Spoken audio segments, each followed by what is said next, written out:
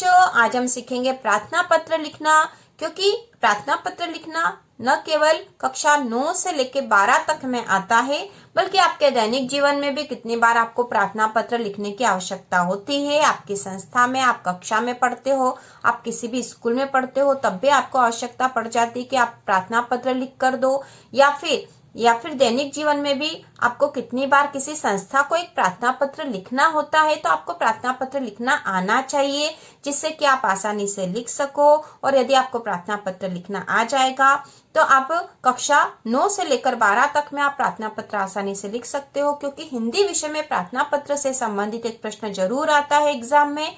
और आप दैनिक जीवन में भी प्रार्थना पत्र लिख सकते हो। अपने घर पर भी यदि किसी बड़े को आवश्यकता हो तो भी आप प्रार्थना पत्र लिखकर दे सकते हो। बच्चों, तो आज जो हम प्रार्थना पत्र शुरू करेंगे, तो सबसे पहला प्रार्थना पत्र आज हम कर रहे हैं वह है अपनी संस्था के प्राचार्य को 3 दिन के अवकाश हेतु एक प्रार्थना पत्र लिखिए। तो प्रश्न एग्जाम में इसी तरह से आता है।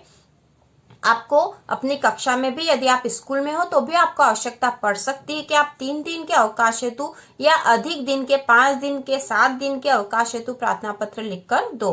तो हमें यदि इस तरह का प्रश्न आता है एग्जाम में कि अपनी संस्था के प्राचार्य को 3 दिन के अवकाश हेतु एक प्रार्थना पत्र लिखिए, तो इसे कैसे लिखेंगे बच्चों? यहाँ 3 दिन के स्थान पर यदि 5 दिन हो या 7 दिन हो तो आपको उसके अनुसार लिख सकते हो। ठीक है, तो कोई सा भी प्रार्थना पत्र लिखने के लिए सबसे पहले हम लिखते हैं प्रति।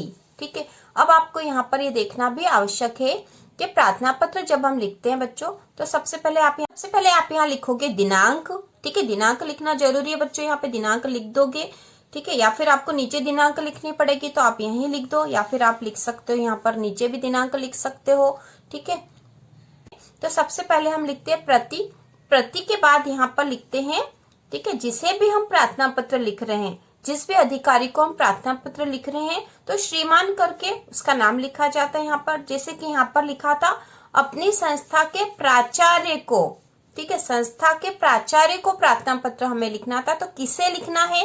तो श्रीमान करके जिसे लिखना उसी का नाम यहाँ आता है।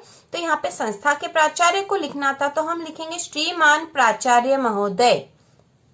ठीक है, क्योंकि हमें प्रश्न में ही लिखा है कि हमें, ठीक है, तो यहाँ पर श्रीमान प्राचार्य महोदय के बाद आपको यहाँ पे संस्था का नाम लिखना है। तो आप जिस भी संस्था में पढ़ते हो उसका नाम लिखना है यहाँ पे, जैसे शासकीय उत्कृष्ट विद्यालय, और यहाँ पर जहां पर भी आपका विद्यालय है उस गांव या शहर का नाम आपको लिखना है। ठीक है, तो यहाँ पे श्रीमान प्राचार्य महोदय, शासकीय उत्कृष्ट विद्यालय इंदौर आप लिख सकते हो, या भोपाल, या जहां भी आप पढ़ते हो उस नगर या शहर का नाम यहाँ लिखना है। तो शुरुआत ऐसे होगी प्रति के बाद कॉमा आएगा बच्चों, उसके बाद श्रीमान प्राचार्य महोदय, शासकीय उत्कृष्ट विद्यालय इंदौर, या आप जिस भी संस्था में पढ़ते हो संस्था का नाम आएगा यहाँ पर। उसके बाद विषय आएगा। तो देखो बच्चों, विषय आएगा इस प्रति वाली लाइन के नीचे। यहाँ आपने जो प्रति शब्द लिखा उसके नीचे आपको विषय लिखना है, बात ध्यान रखना। और प्रार्थना पत्र इसी तरह से लिखा जाता है। आपको विषय यहाँ से नहीं लिखना है, आपको विषय यहाँ से लिखना है। विषय, तो विषय जो है ये भी प्रार्थना पत्र में ही दे रखा है। किस विषय पे लिखना बच्चों? आपको लिखना 3 दिन के अवकाश हेतु। ठीक है, किस हेतु? विषय मतलब हम किस हेतु ये प्रार्थना पत्र लिख रहे हैं, तो हम लिख रहे हैं 3 दिन के अवकाश हेतु। तो यहाँ पे हम विषय में भी यही लिखेंगे 3 दिन के अवकाश हेतु। ठीक है, विषय के नीचे ही लिखेंगे महोदय, विषय के नीचे ही लिखेंगे महोदय, और फिर आएगा कोमा, महोदय के नीचे आएगा कोमा, और फिर हम जो मैटर होगा वो लिखेंगे। तो उपरोक्त विषय में, मैटर में हम लिखेंगे, क्योंकि हम प्रार्थना पत्र लिख रहे हैं, हमने विषय लिख दिया 3 दिन के अवकाश हेतु, तो हम यहाँ लिखेंगे उपरोक्त विषय में नम्र निवेदन है कि मैं आपकी संस्था के कक्षा, आप जिस भी कक्षा में पढ़ते हो उस कक्षा का नाम आएगा, जैसे कक्षा 9वीं का छात्र हूँ। यदि आप छात्रा हो तो लिख दोगे कि आपकी संस्था के कक्षा 9वीं की छात्रा हूँ। मेरे घर पर आवश्यक कार्य आ जाने के कारण, ठीक है, मेरे घर पर आवश्यक कार्य आ जाने के कारण मैं 3 दिन तक विद्यालय में आने में असमर्थ हूँ। ठीक है, मैं 3 दिन तक विद्यालय आने में असमर्थ हूँ, अतः कृपया मुझे 3 दिन का अवकाश देने की कृपा करें।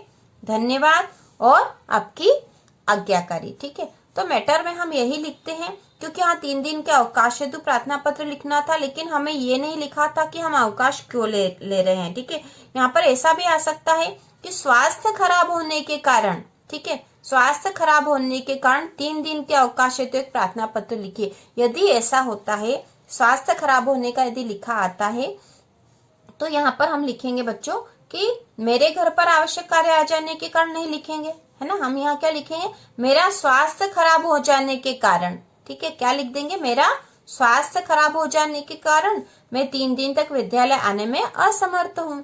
तो यहाँ पर आपको वही लिखना है यदि प्रश्न में कोई कारण दे रखा हो। यहाँ पर यदि कोई कारण दे रखा हो तो हमें वो कारण लिखना है, और यदि नहीं दे रखा तो हम अपने मन से लिख सकते हैं। हम यहाँ पर ये भी लिख सकते थे कि मेरा स्वास्थ्य खराब हो जाने के कारण मैं 3 दिन तक विद्यालय आने में असमर्थ हूँ। या फिर आप ये भी लिख सकते थे कि मेरे घर पर आवश्यक कार्य आ जाने के कारण मैं 3 दिन तक विद्यालय आने में असमर्थ हूँ। आप कारण अपने मन से दे सकते हो, क्योंकि प्रश्न में नहीं दे रखा हमें। ठीक है, प्रश्न में नहीं दे रखा है। अब यहाँ पर हमको ये भी समझना जरूरी है बच्चों कि प्रार्थना पत्र के लिए हमें ये याद रखने की आवश्यकता नहीं, हमें पता होना चाहिए कि हमें श्रीमान करके लिखना है, किसके नाम से लिखना है, ये हमें प्रश्न में ही दे रखा होता, क्योंकि यहाँ दे रखा था कि यहाँ प्राचार्य के नाम से लिखना है, इसलिए हमने लिख दिया श्रीमान प्राचार्य महोदय। और प्राचार्य अपनी संस्था के, तो अपनी संस्था का नाम लिखना है जहाँ आप पढ़ते हो। ठीक है, उसके बाद विषय, तो विषय भी आपको याद करने की आवश्यकता नहीं, क्योंकि विषय तो प्रश्न में ही है। विषय दे रखा है 3 दिन के अवकाश हेतु एक प्रार्थना पत्र लिखिए, तो ये विषय दे रखा था 3 दिन के अवकाश है, तो हमने विषय यहीं से ले लिया है। ठीक है, विषय हम यहीं से ले लेंगे, हमें अलग से कुछ भी इसके लिए याद रखने की आवश्यकता नहीं है। हमने विषय लिख दिया 3 दिन के अवकाश हेतु। फिर हम महोदय करके जो मैटर होगा लिखेंगे। उपरोक्त या उपयुक्त भी लिख सकते हैं। यहाँ पे उपरोक्त विषय में नम्र निवेदन है कि मैं आपकी संस्था के जिस भी कक्षा में आप पढ़ते हो उसका नाम का छात्र या छात्रा हूँ। और यहाँ पर हमने लिख दिया मेरे घर पर आवश्यक कार्य आ जाने के कारण। यदि प्रश्न में हो कि स्वास्थ्य खराब होने के कारण होगा तो हम लिख देंगे मेरा स्वास्थ्य खराब हो जाने के कारण। ठीक है, मेरा स्वास्थ्य खराब हो जाने के कारण मैं 3 दिन तक विद्यालय आने में असमर्थ हूँ, अतः कृपया मुझे 3 दिन का अवकाश देने की कृपा करें। इस प्रकार से आप प्रार्थना पत्र बहुत आसानी से लिख सकते हो बच्चों, और बहुत आसान है यदि आप इस तरह से लिखोगे। ठीक है, सबसे पहले प्रति लिखना, उसके बाद आपको जिसके भी नाम से लिखना वो आएगा, विषय जो है प्रति के नीचे आएगा। ठीक है, और फिर ये विषय लिख देंगे हम, और विषय के जस्ट नीचे आ जाएगा महोदय, और फिर उपरोक्त हम यहाँ से लिखेंगे बच्चों, उपरोक्त यहाँ से लिखेंगे, आपको ध्यान रखना है, उपरोक्त यहाँ से लिखेंगे। और उपरोक्त वाली लाइन हो जाने के बाद हम वापस से महोदय के नीचे से लिखना शुरू कर देंगे। तो इस प्रकार से, और अतः करके जब हम लिखते हैं, अतः करके जब हम लिखते हैं तो हम नीचे की लाइन से लिखते हैं, तो ऐसा लिखना ही अच्छा होता है। और ऐसा आप लिखोगे तो आपको पूरे में से पूरे नंबर मिलेंगे, आपका एक नंबर भी नहीं कटने वाला है। और बहुत आसान तरीका बच्चों, आप यदि इसको समझ लोगे तो आप हर प्रकार का प्रार्थना पत्र आसानी से लिख सकोगे। तो यह बेसिक प्रार्थना पत्र था, आपको समझ में आ गया होगा बच्चों, और आप एग्जाम में इसको अच्छे से लिख पाओगे। और इसी तरह के और वीडियो देखने के लिए चैनल को सब्सक्राइब कीजिए।